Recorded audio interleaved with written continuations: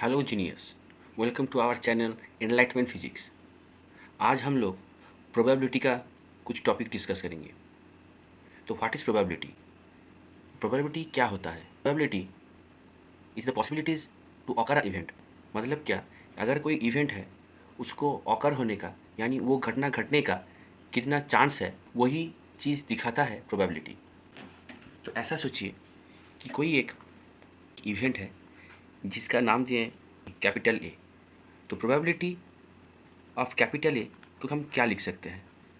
Probability of capital A equal to होता है number of outcomes by total number of outcomes.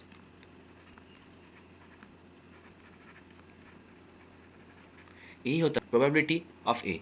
मतलब कोई भी इवेंट है जिसका मैंने नाम दिया है ए, वो इवेंट ऑकर होने का कितना पॉसिबिलिटी है, कितना चांस है, उसी को हम लोग बोलते हैं प्रोबेबिलिटी ऑफ ए। और उसका फॉर्मूला क्या है? Number of outcomes by total number of outcomes. ये क्या चीज़ है, ये हम लोगों को समझना है। टोटल नंबर ऑफ आउटकम्स को ही हम लोग सैम्पल स्पेस बोलते हैं।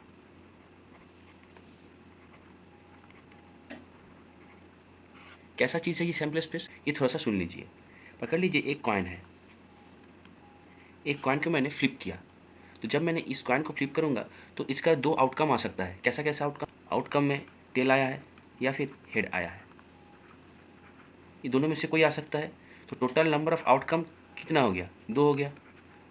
लेकिन दो तो कभी एक साथ आ नहीं सकता है, कोई भी एक आएगा। तो पकड़ लीजिए, अभी टेल आया। तो ये हेड और टेल जो टोटल नंबर ऑफ आउटकम आ सकता है, उसको हम लोग बोल रहे हैं सैम्पल स्पेस। मतलब क्या? यहाँ पर दो हो गया सैम्पल स्पेस। और जो नंबर ऑफ आउटकम आया, पकड़ लीजिए टेल गिरा है, तो ये नंबर ऑफ आउटकम होगा ये टेल। तो यहाँ पर probability of occurring the event to get a tail क्या लिख सकते हैं हम लोग? P of A equal to लिखेंगे 1/2। मतलब क्या? दो हो गया सैम्पल स्पेस और एक हो गया यहाँ पर टेल आने का नंबर ऑफ आउटकम्स, तो 1/2 होगा। हर वक्त तो एक कॉइन नहीं आएगा, कभी दो कॉइन, चार कॉइन, पाँच कॉइन, डैश भी आ सकता है। तो हर एक के लिए सैम्पल स्पेस निकालना सीखना पड़ेगा। तो पहले जाते हैं सैम्पल स्पेस कैसे निकालते हैं उसमें। तो सैम्पल स्पेस निकालने के लिए हम लोगों को टी डायग्राम सीखना पड़ेगा। पकड़ लीजिए, मैंने दो कॉइन को फ्लिप किया। टोटल नंबर ऑफ आउटकम्स मतलब क्या? सैम्पल स्पेस कितना होगा वो हम लोग देख रहे हैं। तो यहाँ पर हम लोग पकड़ लिए, यह है फर्स्ट कॉइन, यह है सेकेंड कॉइन। तो फर्स्ट कॉइन में क्या क्या आ सकता है? फर्स्ट कॉइन में या तो आ सकता है हेड या फिर आ सकता है टेल। और सेकेंड कॉइन में भी क्या आ सकता है? सेकेंड कॉइन में भी आ सकता है या तो हेड या तो टेल। तो सेकेंड कॉइन के लिए ऐसा कर ले रहा हूँ मैं, यहाँ पर हेड, यहाँ पर टेल, यहाँ पर हेड, यहाँ पर टेल। तो मतलब टोटल सैम्पल स्पेस यहाँ पर कितना आएगा? तो क्या आ सकता है? या तो आ सकता है हेड हेड, मतलब दोनों कॉइन में ही हेड आ सकता है। तो उसको हम लोग कैसे लिखेंगे? Head head. फिर एक कॉइन में हेड, एक कॉइन में टेल, क्या होगा? Head tell. तो क्या होगा? Head tell. फिर देखिए, पहला कॉइन में टेल, सेकेंड कॉइन में हेड, इसको कैसे लिखेंगे? Tell head. और या फिर दोनों कॉइन में ही टेल, तो क्या होगा? Tail tail. तो यहाँ पर टोटल सैम्पल स्पेस कितना आया? 4। तो ये जो डायग्राम हमने बनाया है, तो इसी को बोलते हैं टी डायग्राम। अब देखिए, फॉर 3 कॉइन के लिए कैसे कर सकते हैं हम लोग। पकड़ लीजिए, 3 कॉइन है, ये है पहला कॉइन, दूसरा कॉइन, तीसरा कॉइन। तो कैसे होगा? देखिए, पहला कॉइन में या तो हेड गिर सकता है या तो टेल गिर सकता है। दूसरा कॉइन में फिर से होगा, क्या होगा? यहाँ पर हेड, यहाँ पर टेल। या फिर और इसके लिए भी हेड और टेल। और देखिए, जो थर्ड कॉइन है, तीसरा कॉइन है, इसके लिए भी हेड और टेल गिर सकता है। तो इसको कैसे लिखेंगे? हेड और टेल। इसको भी हेड और टेल, इसको भी हेड और टेल, यहाँ पर भी हेड और टेल। तो देखिए, पहला जो आउटकम आएगा वो क्या आ सकता है? देखिए, हेड हेड और हेड। ठीक। तो यहाँ पर सैम्पल स्पेस कितना कितना होगा? Head head head. पहला सैम्पल स्पेस होगा हेड हेड हेड। सेकेंड होगा head head tail, head head tail. Third के लिए देखिए क्या होगा? Head tail head. ठीक। तो हेड टेल हेड। फोर्थ के लिए देखिए head tail tail, head tail tail. Fifth के लिए देखिए, सेकेंड कॉइन देखिए, टेल हेड हेड, क्या आएगा? Tell head head. सिक्स के लिए देखिए, टेल हेड टेल, फिर इसके लिए tail tail head, tail tail head, और लास्ट के लिए क्या होगा, टेल टेल टेल, मतलब टेल टेल टेल। देखिए टोटल 1 2 3 4 5 6 7 8, तो 8 पॉसिबल आउटकम्स आ सकते हैं यहाँ पर। तो 8 यहाँ पर सैम्पल स्पेस होगा। तो इसका शॉर्ट फार्मूला क्या है, देखिए एक कॉइन अगर हम लोग फ्लिप कर रहे हैं तो उसके लिए 2 सैम्पल स्पेस आ रहा था, तो सैम्पल स्पेस का वैल्यू होगा बेस वैल्यू, और जितना कॉइन है वो उसका पावर हो जाएगा। जैसे यहाँ पर देखिए 3 कॉइन है, तो सैम्पल स्पेस का एक कॉइन के लिए सैम्पल स्पेस का वैल्यू था 2, तो वो हो गया बेस वैल्यू, और 3 कॉइन है तो इसका पावर हो जाएगा 3, तो टोटल सैम्पल स्पेस कितना आ जाएगा, 8 आ जाएगा। पकड़ लीजिए यहाँ पर 4 कॉइन था, तो 4 कॉइन के लिए कितना आएगा टोटल सैम्पल स्पेस, देखिए एक कॉइन के लिए कितना आता है सैम्पल स्पेस 2, तो बेस वैल्यू हो जाएगा 2, और कितना कॉइन है 4, तो टोटल सैम्पल स्पेस कितना होगा 2⁴, यानी 16। ऐसे हम लोग कितना भी कॉइन दे वो निकाल पाएंगे। पकड़ लीजिए कॉइन नहीं है, डाइस है, तो एक डाइस के लिए सैम्पल स्पेस कितना आ सकता है, देखो डाइस के अंदर 1 2 3 4 5 6, यानी एक डाइस में 1 से 6 तक लेके कुछ भी गिर सकता है, तो total number of sample space एक डाइस के लिए 6 होगा। तो अगर मैं 2 डाइस फ्लिप कर रहा हूँ तो उसके लिए टोटल सैम्पल स्पेस कितना आएगा, देखिए तो एक के लिए सैम्पल स्पेस का वैल्यू कितना है 6 है, तो 2 डैश के लिए कितना होगा 6⁻²। एक डैश के लिए जो सैम्पल स्पेस है वो होता है बेस वैल्यू, और जितना नंबर ऑफ डाइस होगा वो होगा उसका पावर, तो 6⁻², यानी 36 हो जाएगा सैम्पल स्पेस। अब लोग समझ गए हैं कि सैम्पल स्पेस कैसे निकालेंगे, तो हम लोग जानेंगे कि प्रोबेबिलिटी का वैल्यू कहाँ से कहाँ तक होता है। पकड़ लीजिए कोई भी इवेंट है ए, कैपिटल ए, और उसका जो प्रोबेबिलिटी है उसको हम लोग पी ए से लिख रहे हैं, तो पी ए का value, probability of occurring A का value greater than equal to 0 से लेस देन इक्वल टू 1 तक हो सकता है। ग्रेटर देन इक्वल टू 0 का मतलब कि अगर प्रोबेबिलिटी ऑफ ए का वैल्यू 0 आता है तो वो इवेंट नेवर हैपन, कभी नहीं हो सकता है, और अगर उसका वैल्यू 1 आता है तो 100% chance of occurring that event. पकड़ लीजिए पी ए का वैल्यू 0.30 आया, इसका मतलब क्या है, इसका मतलब ये जो इवेंट है ए उसका ऑकर होने का परसेंटेज है 30%। मतलब जो 0.3 को हम लोग ठीक से लिखें तो कैसे लिख सकते हैं 30/100, मतलब अगर 100 सैम्पल स्पेस हुआ तो उसमें से 30 ये जो इवेंट है उसको होने का चांस दिखाएगा, पॉसिबिलिटीज दिखाएगा। अभी पकड़ लीजिए कोई भी चीज़ पकड़ लीजिए, मैं पकड़ रहा हूँ कि एक शहर है, उस शहर में रेड कार कितना लोग चलाता है उसका मैंने प्रोबेबिलिटी निकाला, और उस प्रोबेबिलिटी में मैंने देखा कि उसका वैल्यू आ रहा है 0.20। मतलब अगर उस शहर में 1000 लोग हैं तो उसमें से 200 लोग रेड कार चलाते हैं, या फिर अगर उस शहर में 10,000 लोग हैं तो उनमें से 2000 लोग रेड कार चलाते हैं। तो 0.20 का मतलब है कि टोटल सैम्पल स्पेस में कितना % ऑफ टोटल आउटकम आ सकता है। अभी हम लोग जा रहे हैं 2 एग्जाम्पल में। तो पहला जो मैथ है उसमें हम लोग क्या देख रहे हैं, 2 fair coins are flipped, what is the probability of getting at least 1 tail. क्या है, पहले के क्या लिखा हुआ है कि 2 कॉइन है, कॉइन को हम लोगों ने फ्लिप किए हैं। फ्लिप करने के बाद क्या बोला है कि what is the probability at least 1 tail, मतलब कि एक टेल हम लोगों को मिलना ही चाहिए। तो पहले हम लोग सैम्पल स्पेस निकालना पड़ेगा। तो देखिए सैम्पल स्पेस कितना होगा 2 कॉइन का, तो टी डायग्राम बना लेते हैं। पहला कॉइन, दूसरा कॉइन, तो पहला कॉइन में हो सकता है हेड और टेल, और दूसरा कॉइन में भी हेड टेल एक के लिए, और यहाँ पर हेड टेल। तो सैम्पल स्पेस क्या आएगा, देखिए हेड हेड, तो यहाँ पर लिख रहे हैं हेड हेड, फिर head tail, head tail, third के लिए टेल हेड, और फोर्थ के लिए टेल टेल, मतलब टेल टेल हो गया। तो टोटल सैम्पल स्पेस कितना आया 4। अभी देखिए क्या मांगा है यहाँ पर मांगा है ऑफ गेटिंग एटलीस्ट 1 टेल, मतलब कम से कम एक टेल होना ही चाहिए। तो ये जो 4 सैम्पल स्पेस है इनमें से देखिए यहाँ पर देखिए एक टेल है, यहाँ पर देखिए एक टेल है, और यहाँ पर देखिए एक टेल है, और मतलब इन दोनों में से एक तो टेल है ही। टोटल 4 सैम्पल स्पेस आया, और टोटल 4 सैम्पल स्पेस में से 3 पॉसिबिलिटीज़ है कि जहाँ पर एक टेल आ सकता है।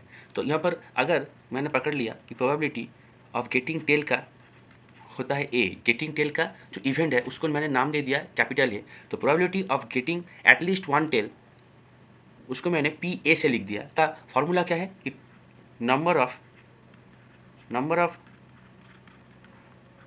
Possible outcomes by sample space या फिर टोटल नंबर ऑफ आउटकम्स। तो यहाँ पर देखिए टोटल नंबर ऑफ आउटकम्स कितना आया था 4, जिसको हम लोग सैम्पल स्पेस बोल रहे थे, और नंबर ऑफ पॉसिबल आउटकम्स यानी एक टेल होने का संभावना कितना है वो देखिए 3 है, 1 2 3। तो क्या होगा पी ए का वैल्यू 3/4। अगर परसेंटेज में निकालना चाहे तो इंटू 100% कर देंगे तो कितना आएगा 75%, यानी 75% चांस है कि हम लोग को एक टेल मिलेगा ही मिलेगा। ठीक, दूसरा क्या है बी क्वेश्चन की तरफ। दूसरे क्वेश्चन में क्या बोल रहे हैं, if 3 coins are flipped what is the probability of getting at least 2 head. तो पहले 3 कॉइन के लिए सैम्पल स्पेस निकालना पड़ेगा। चलिए करते हैं टी डायग्राम और सैम्पल स्पेस निकालते हैं। देखिए पहला कॉइन, दूसरा कॉइन, तीसरा कॉइन। पहले के लिए या तो आ सकता है हेड और टेल, या तो हेड या तो टेल, और इसके लिए भी या तो हेड या फिर टेल। इस हेड के लिए यहाँ पर आ सकता है हेड टेल, इसके लिए भी हेड टेल, और इसके लिए भी हेड टेल, और इसके लिए भी हेड टेल। तो देखिए सैम्पल स्पेस क्या क्या होगा, आप लोग शायद समझ गए हैं कि 8 सैम्पल स्पेस आएगा टोटल, करके दिखवा दे रहा हूँ। हेड हेड हेड, तो पहले क्या आएगा हेड हेड हेड, फिर हेड हेड टेल, फिर आएगा हेड टेल हेड, फिर आएगा हेड टेल टेल, फिर आएगा टेल हेड हेड, फिर आएगा टेल हेड टेल, फिर टेल टेल हेड, और लास्ट में टेल टेल टेल। देखिए 8 आया, 1 2 3 4 5 6 7 8। फॉर्मूला से भी वही होना चाहिए। 3 कॉइन है, एक कॉइन के लिए नंबर ऑफ सैम्पल स्पेस 2 हो रहा है, तो बेस वैल्यू होगा 2, और 3 कॉइन है तो 2 to the power 3 मतलब 8 होगा, तो टोटल सैम्पल स्पेस आ गया 8। तो अब क्या बोला है यहाँ पर बोला है एटलीस्ट 2 हेड, मतलब दोनों हेड होना ही चाहिए। तो देखिए यहाँ पर देखिए 2 हेड है, यहाँ पर देखिए 2 हेड है, यहाँ पर देखिए 2 हेड है, और देखिए यहाँ पर 2 हेड है। मतलब यहाँ पर 4 पॉसिबल आउटकम्स है जहाँ पर हेड हो सकता है, 2 गो हेड हो सकता है। तो अगर occurring of the event that is to get the value of at least 2 heads, क्या होगा total number of sample space, total number of outcomes मतलब कि सैम्पल स्पेस जो होगा 8, और नंबर ऑफ पॉसिबल आउटकम्स जो होगा 4, तो 4/8। मतलब अगर परसेंटेज में निकाल ले तो क्या होगा 4/8 इंटू 100%, यानी कितना आएगा 50%। मतलब 50% चांस है कि 3 कॉइन को अगर हम लोग फ्लिप करें एटलीस्ट 2 हिट आएगा ही आएगा। अब हम लोग जा रहे हैं लास्ट क्वेश्चन की तरफ, जो क्या है if 3 coins are flipped what is the probability of getting exactly 1 head. तो यहाँ पर देखिए यहाँ पर बोला है getting exactly 1 head. Exactly 1 head का मतलब है कि सिर्फ एक हेड ही रहेगा। तो देखिए यहाँ पर देखिए 3 हेड है, तो यहाँ पर देखिए 3 ही हेड है, सिर्फ और सिर्फ एक हेड नहीं है। यहाँ पर भी 2 हेड है, यहाँ पर भी 2 हेड है, यहाँ पर सिर्फ एक हेड है। देखिए एटलीस्ट 1 बोला है तो सिर्फ एक को ही रहना है, और यहाँ पर देखिए एक हेड है, और यहाँ पर देखिए एक हेड है। तो यहाँ पर कितना पॉसिबल आउटकम्स है 3, और नंबर ऑफ सैम्पल स्पेस कितना है 8। तो क्या अगर हम लोग पकड़ लिए कि सी है probability of getting at least 1 head, तो प्रोबेबिलिटी ऑफ सी क्या होगा 3/8। तो परसेंटेज में अगर करेंगे तो 3/8 इंटू 100%, यानी 37.5%। आशा करता हूँ कि आप लोगों को ये मैथ क्लियर हो गया होगा। हम लोग अब दूसरे प्रॉब्लम पे जा रहे हैं। तो यहाँ पर क्या लिखा हुआ है, अ 6-sided डाई इज टॉस्ड। मतलब क्या, एक डाइस को टॉस किया गया है, और पहला क्या क्वेश्चन है what is the probability of getting अ 3। तो पहले 6-sided डाई जब टॉस करेंगे तो उसके लिए कितना सैम्पल स्पेस आएगा वो हम लोग पहले निकाल लेते हैं। तो एक 6-sided डाई है, तो 6-sided डाई का क्या क्या सैम्पल स्पेस हो सकता है 1 2 3 4 5 6। यानी अगर हम लोग एक 6 साइडेड डाई को टॉस करें तो या तो 1 गिर सकता है, या तो 2, या तो 3, या फिर 4, या फिर 5, या फिर 6। इन 6 में से कुछ भी गिर सकता है।